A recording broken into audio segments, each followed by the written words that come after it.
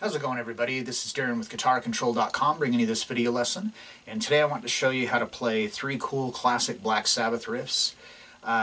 These are not the typical ones that you know, everybody's always, you know, doing Paranoid and Iron Man and stuff like that, and not that there's anything wrong with those, but these are just kind of more not as common, I guess, you know, not as out there, you know, as a lot of these other riffs. Anyhow, these are like really cool ones, I think, that just kind of get overlooked and kind of help form, you know, forge the whole genre.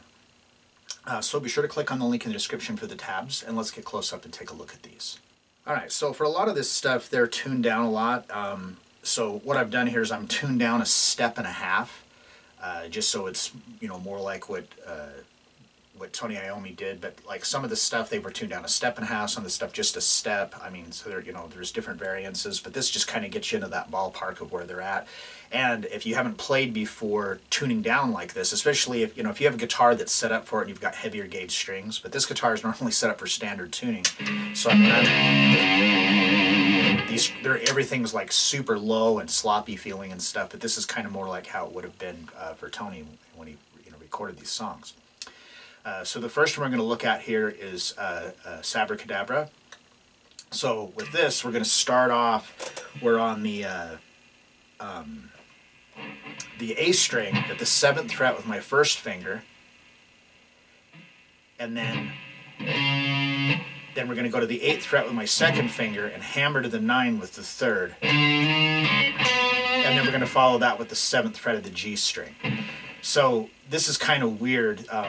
This first note here is on the and of 3, and then the 8-9 is a triplet on the beat, starting on the downbeat of 4 on the first measure. So it's kind of weird to get that timing for it. Then we're going into the second measure, we're going to bring our 3rd finger and we're going to put it onto the 9th fret of the D string. And this is like 1 and then on the downbeat of 2 we rest. And then on the and of 2, we hit that 9 again, and that's tied to the downbeat of 3.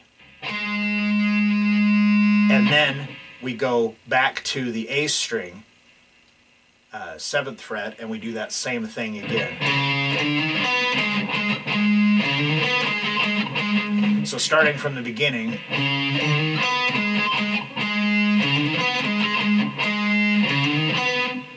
so after when we come to the 3rd time where we do that,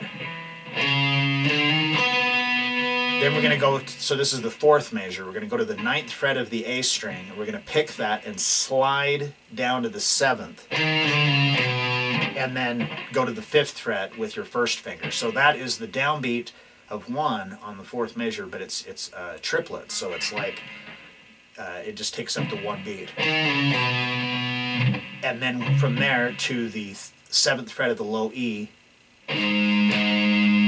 and that's like 2 and 3, and then on the and of 3 we hit that 7 on the A string again, and hammer 8 and 9 again. So we have to shift our hand position a couple of times. So that's one of the things that's good about this riff, is that not only is it like a cool riff, but it forces you to have to move your hand position, which, you know, you don't want to do ideally if you don't have to, but there's some situations where you just have to. So this is like kind of a good exercise for working on that, you know, your fretting hand being able to move it. So we have and then back to the 9th fret with your 3rd finger on the A string, slide to 7 again, to 5, and and then the two sevens on the low E. Shift back up, and then it just starts over again. So the whole sequence. All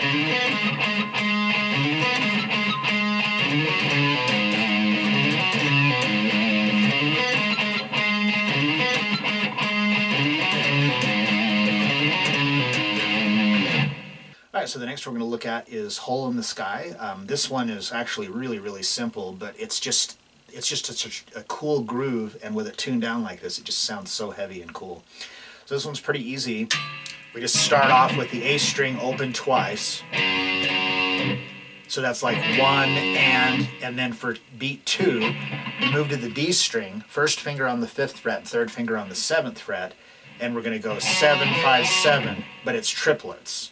So it's like 1 and 2, yellow, 3 and 4, yellow.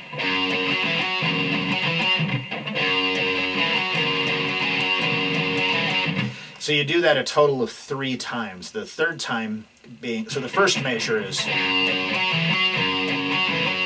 third measure. Then for beat 3, we're going to do a C5 power chord. So come down to the 3rd fret of the A string, my first finger, and then the 5th fret of the D and G string with my 3rd finger like this. Or you could use whichever's more comfortable for you. This has just always been my kind of go-to way. For beat 3 and then beat 4, we just move it up a whole step to D5. So that's like half of the riff.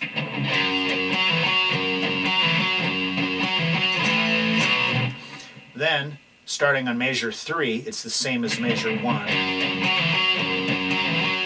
Measure 4, the only difference is, instead of going C5, D5, we're going to go D5, C5. And then the whole thing just repeats. So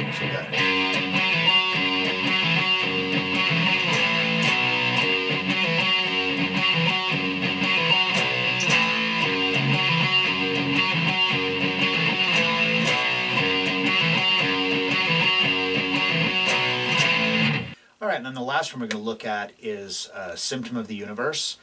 So this is like a really heavy, really dark sounding riff, especially tuned down like this. So we start off, we've got an E5 power chord here.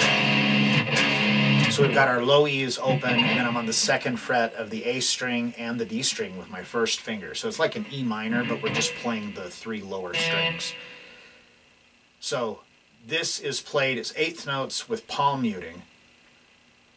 So it's 1 and 2 and 3 and then on the downbeat of 4 we just hit the low E. Now if you end up hitting the whole chord, it's not like a huge deal, but you can hear that dynamic change there. And then on the downbeat of 4 we're going to do a B flat 5. So first finger on the 1st fret of the A string, third finger on the 3rd fret of the D and G string, and that is on, like I said, on the and of 4, and then it's tied to a dotted half note on the next measure. So that's like and 1, 2, 3, and then on beat 4 we hit it again as a quarter note, and then back to. So the first 2 measures. Measure 3 is almost the same as measure 1, except for that last chord, instead of being B flat 5, we're actually going to do, it's an E5 that's an octave higher. So 1st fret of the D string with your 1st finger, 4th fret of the G string with your 3rd finger, and we hit that on the and of 4, and then we rest on the downbeat of 1 on the 4th measure, and we come back to the B5, and then that's tied to ring out until beat 4 where we hit it again as a quarter note, and then the whole thing would just repeat. So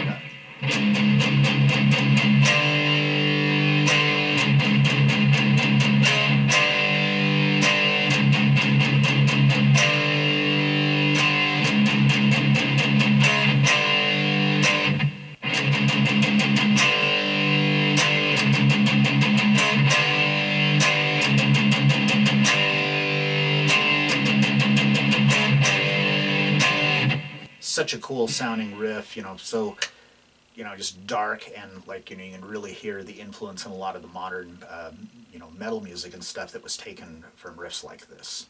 All right, so there you have it. 3 cool, I believe to be iconic Black Sabbath riffs, but like I said, they're just kind of the lesser known ones, you know, unless you're like a hardcore, you know, Sabbath guy.